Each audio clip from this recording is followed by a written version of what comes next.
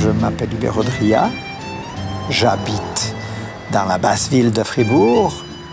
La basse ville. Les gens de la haute, ils disent la vieille ville. Les gens de la basse, c'est des guerriers. Et je crois que c'est très important, être un guerrier, c'est qu'on va un tout petit peu plus loin que les autres. C'est comme les artistes.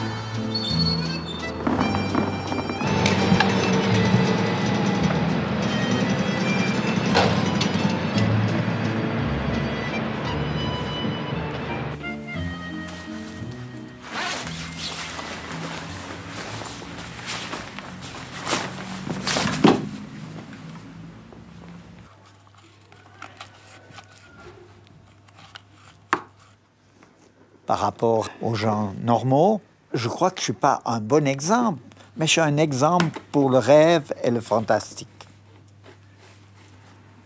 Je suis plutôt un lutin, un petit diable, un petit ange parfois, mais plutôt un petit diable.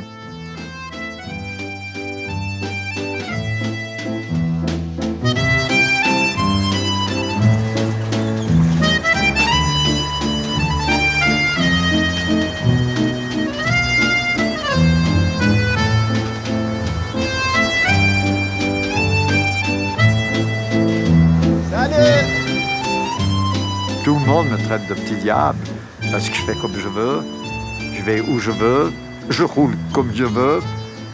Mais quand je serai grand, peut-être je changerai, quand je devrais donner le bon exemple.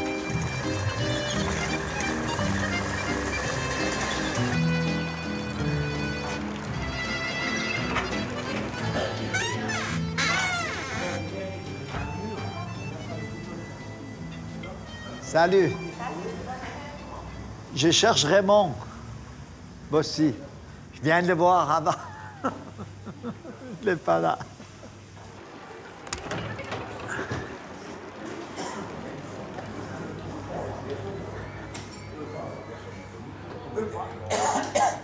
Je te cherche après. On a bientôt fait tous les bistrots. Non, mais écoute, je suis pas un pilier de bistrot. Toi, t'as pas eu de problème? Non, j'ai pas eu de problème. T'as pas eu avec la police, avec... Non. Avec Hubert, on est nés dans le même quartier, on a fréquenté les mêmes écoles, les mêmes copains. On est pratiquement côte à côte durant plusieurs années de notre vie. Il était déjà un petit peu, pas dire farfelu, mais il avait déjà un petit peu ce côté un peu artiste. Tu te rappelles le trou, là? Oh, oui. Ah, ouais. Et puis que... Oh oui. Yo, arrête. Là, mais je t'avais téléphoné. tu as téléphoné au 118. Au 118. Ouais. Et puis là, je t'avais dit qu'il y avait le feu à la rue des Forgerons. Rue des Forgerons, exactement. Alors évidemment, branle-bas de combat, le feu. Alors le feu, c'est le tonne-pompe, l'échelle automobile, et puis la demi-douzaine de gueulus qui étaient avec, quoi. C'était une histoire invraisemblable, parce que moi, je voulais seulement que tu m'aides à accrocher la toile d'araignée. Alors, les deux pompiers, c'était l'idéal. Hein? Tout à fait. On a mis avec l'échelle jusque-là, puis on a dressé l'échelle vers le... Il faut dire que Raymond, il était le capitaine important des pompiers de la ville de Fribourg. C'était le responsable. Et puis alors, tu as été considéré comme un élément perturbateur. Parce que les pompiers, c'est quelque chose de sérieux, hein? Ah oui? En principe, hein?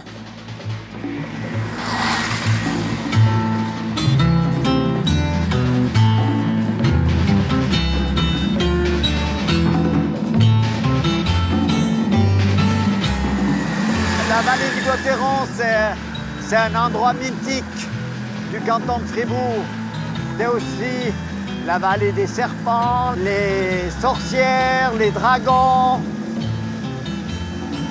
Pour habiter la vallée du Gotteron, il faut savoir ouvrir et fermer les fenêtres parce qu'il y a beaucoup d'humidité. Vivre dans cette vallée, il faut avoir vécu dans ton enfance. Un gars qui habite cette vallée sans avoir vécu, il ne tient pas longtemps. Et j'arrive chez l'artiste.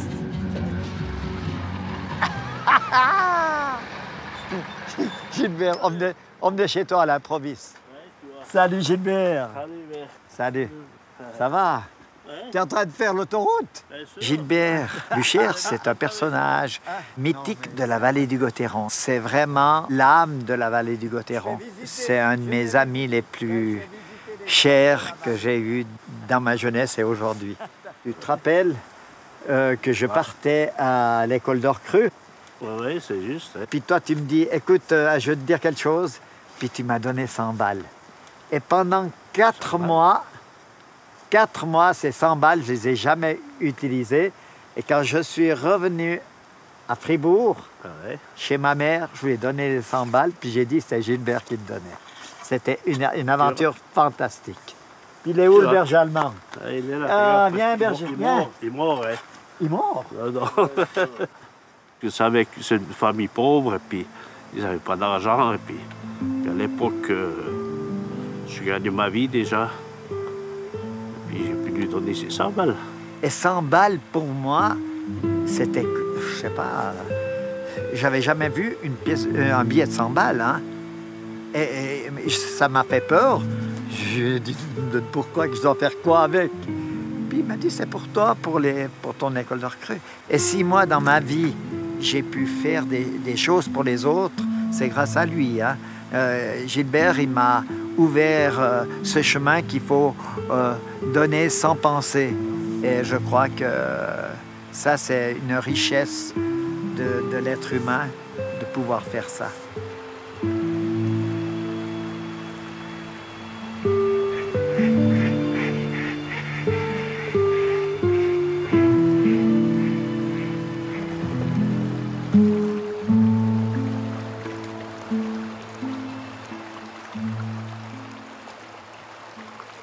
Jacques, ici, dans la vallée du Gottéron, sur l'étang où tu as été truite, c'était la première patinoire de Gottéron.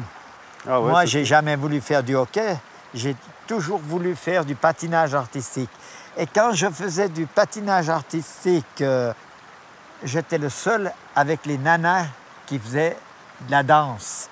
Et puis tous les copains se moquaient de moi et me disaient « Hey Hubert, continue comme ça, tu vas venir t'aider. » Et c'est pour ça qu'après, j'ai fait du hockey. Ah ben voilà.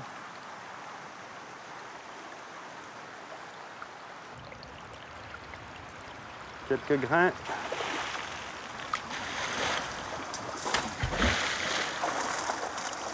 Eh, c'est dingue, hein? Une de bleu. Elles sont belles? Ah, elles sont magnifiques. Le bleu, on ne peut pas le tenir dans la main. C'est dingue. Voilà. Le bleu. La classe, hein? Oui, ils ne sont pas très contents, hein?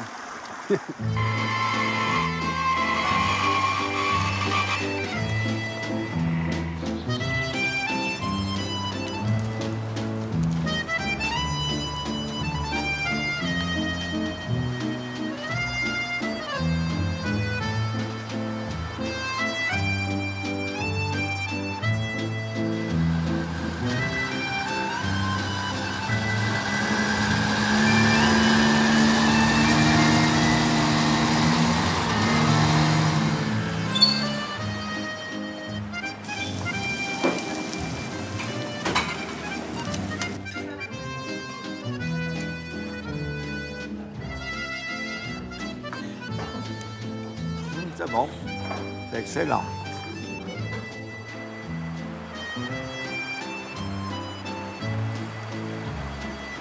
Je crois que dans la vie, il faut avoir la foi.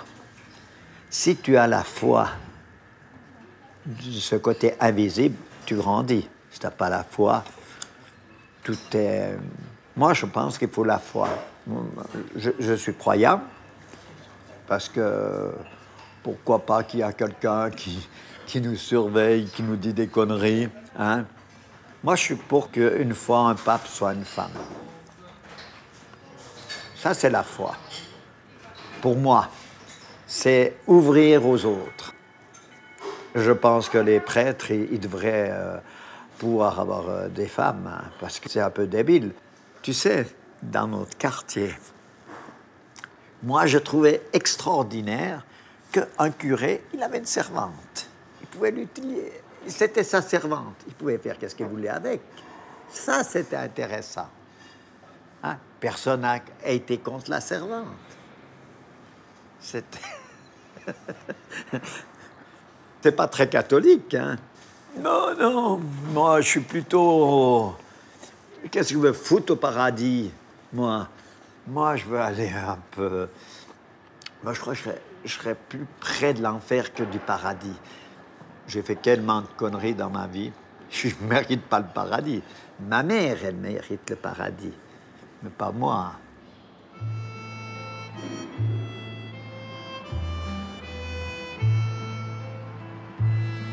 Où je suis né, c'est à la rue d'Or. Moi, j'ai entendu les gens qui ont dit « Oui, il y a des belles maisons. » Mais l'âme, c'est à l'intérieur, c'est pas à l'extérieur. L'âme, c'est l'intérieur de la maison. Moi, à 10 ans, mon père décède. Ma mère, elle garde les 11 gamins. 11 hélices comme moi. Tu t'imagines? Je sais pas comment elle a fait, hein? Quand il y a eu l'enterrement, ça m'a beaucoup choqué. Les gens, ils disaient doucement, mais on entendait. Quand on me disait « ces pauvres gamins, qu'est-ce qu'ils vont venir ?» Et puis, grâce à ma mère, on n'est pas été à l'orphelinat. Parce que, normalement, les grandes familles les foutaient à l'orphelinat s'il n'y avait plus que la mamie. Et puis, la mamie, elle nous a gardés. Alors, on lui doit tout.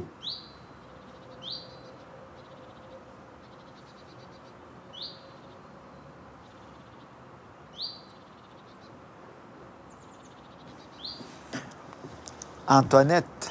Oui, mais Tu te rappelles tout cet endroit, quoi. inoubliable. Tu sais que dans cette maison, il y avait 80 gamins, Oui. il y avait 14 familles, il y avait des Polonais, des Tchèques, des Italiens. Et puis là, le dimanche, c'était vraiment de la solidarité parce qu'on faisait une soupe pour tout le monde. Et puis il y a des gens qui n'avaient rien, ils pouvaient aussi venir. Cette maison-là, c'était une maison d'accueil. Et moi, j'ai toujours essayé dans ma vie qu'il y a des portes ouvertes pour les autres, quoi. On ne remarquait pas qu'on était pauvre. On a remarqué qu'on était pauvre quand on était soit à l'école secondaire, soit au collège, quand on est monté la ville, où on a vu qu'ils étaient habillés autrement que nous. C'est là qu'on a dit, mais on est un peu différents. Moi, je me rappelle, j'allais à l'école, j'ai encore de culottes. Puis tous les autres avaient des longs pantalons. Puis j'ai demandé à ma mère, pourquoi moi j'ai des courtes culottes? Puis il me dit, ça te gêne? Je dis, non, non, ça me gêne pas, mais tout le monde me regarde. Hein. J'ai une photo très ancienne, Madame Audria. Tu sais qu'il y en a qui venaient de loin pour la voir de près. Hein? Avec 11 gamins, tu vois les jeux de jambes qu'elle avait. Tout jeune, déjà, tu étais un petit coquin. C'est vrai? Ben oui. Comment tu sais que j'étais un coquin? On sait ça. C'était comme un oiseau qui s'envolait. Et loin il Mais était. on n'était pas une fois dans un corridor, les deux. On faisait des échanges culturels. Mais t'as une bonne mémoire, alors.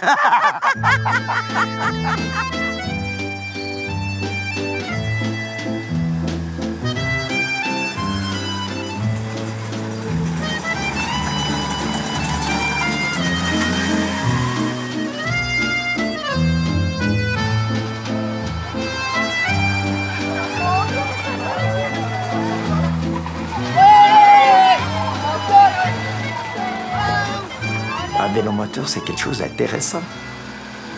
Je peux aller partout. Je ne sais pas les signes que les autorités ont fait dans les rues. C'est pour ça que je roule partout. J'ai pas appris. J'ai même pas de permis. Mais j'ai un permis de pêche.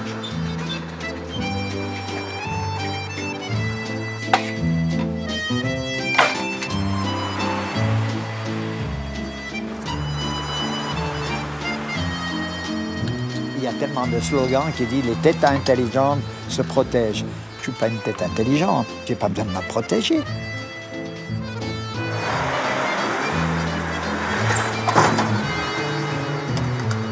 Je roule bien, moi. Ça, c'est les premières années.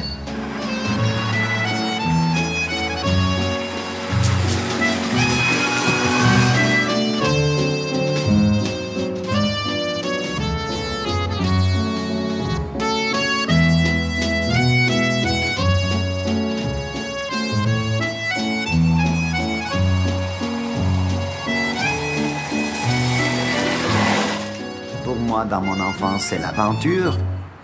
Tous les gamins ont ça, puis après, il faut trouver la bonne aventure. Qu'est-ce qui te fait le plus plaisir? Et puis moi, le plus plaisir, c'était dessiner.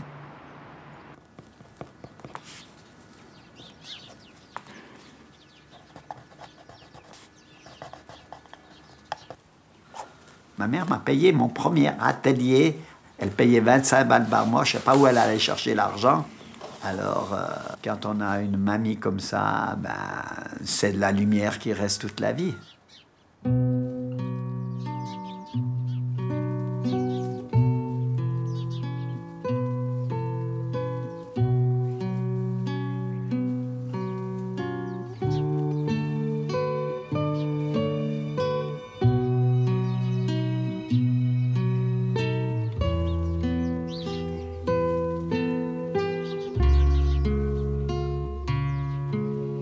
Je suis sorti des Beaux-Arts, j'ai dit, mais école, je peux tout faire. Et puis, ça se passe pas comme ça. Parce que quand tu es peintre, il faut que tu aies des commandes. Dans le temps, il y avait des mécènes. Je voulais pas aller me vendre. Moi, j'arrivais pas à me mettre à genoux, hein, parce que j'avais toujours mal aux genoux. On m'a souvent demandé, est-ce que tu vends? Je dis non, j'échange. Un de mes frères, Jean-Marie, il est venu un jour chez moi, puis il me voyait toujours dans un atelier comme ici, où je travaillais toujours tout seul. Puis il me dit, écoute, tu te rappelles, maman nous disait qu'on doit faire quelque chose pour les autres. Et ça m'a fait réfléchir. Moi, j'ai toujours cru que ça servait à quelque chose, de peindre. Je disais, mais je peins, mais ça sert à quelque chose. Puis après, ça m'a fait réfléchir. J'ai dit, mais oui, mais ça sert à quoi? Ça sert à ceux qui ont de l'argent d'acheter. Alors après, j'ai bien réfléchi. J'ai dit, eh bien, je vais faire quelque chose d'autre. Et puis, on a créé quelque chose pour l'enfance. Ça veut dire le passeport vacances. Puis, j'ai fait des parcours pour les enfants, tout ça. Puis après, je me suis amusé à faire en papier mâché des trucs, puis après j'ai fait en polyester parce que j'ai trouvé des gens qui disent oh, « moi je te payerai le polyester », etc. Et il y a eu des gens dans notre quartier qui n'étaient pas riches. C'est plutôt les pauvres qui t'aident, c'est pas les riches qui t'aident.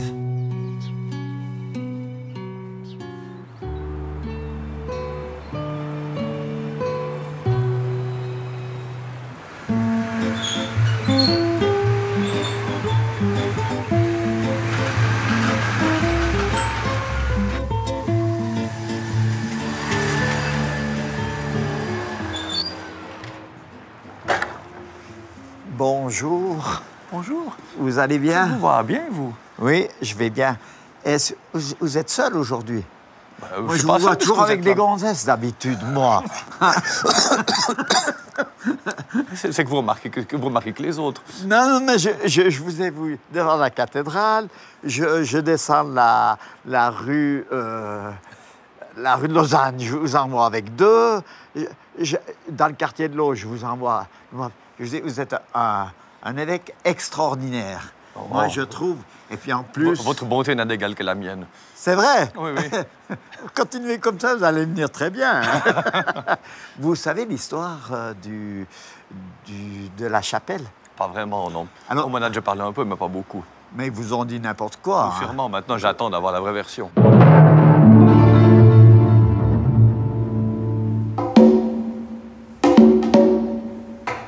Il y avait un moine, un ermite, qui avait une grotte à l'entrée de la vallée du Gottéron. Et on disait que le dragon était l'ami du moine. Et puis l'Église voyait le dragon comme le diable. Alors ils ont fait une chapelle. Et puis les autorités religieuses ont dit on a enterré le dragon dessous de la chapelle Sainte-Anne.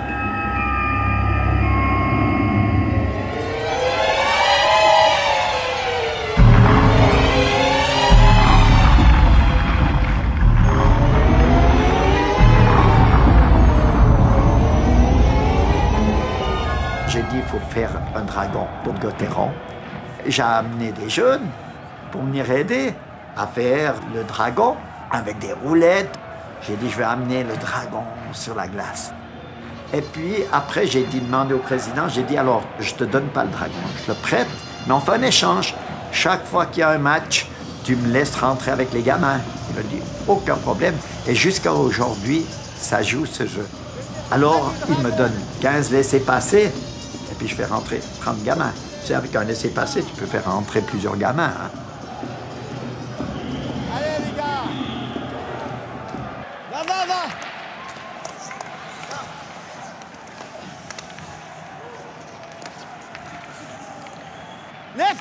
Lève-toi!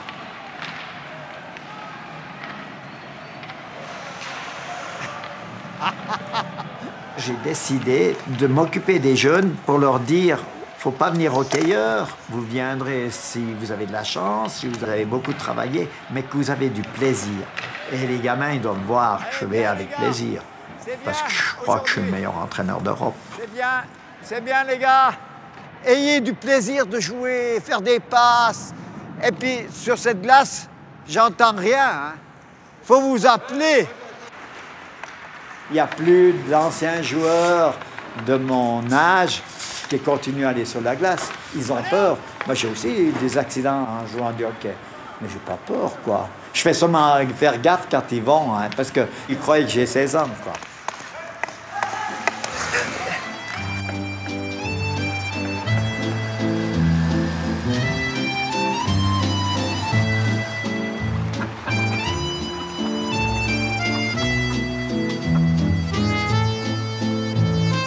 Les vraies joies de la liberté, c'est de se promener au bord de la Sarine, lancer des cailloux. Moi, je ne me pose pas qu'est-ce que demain je vais faire ou bien comme ça. Il faut vivre et laisser vivre. Peut-être c'est ça le bonheur.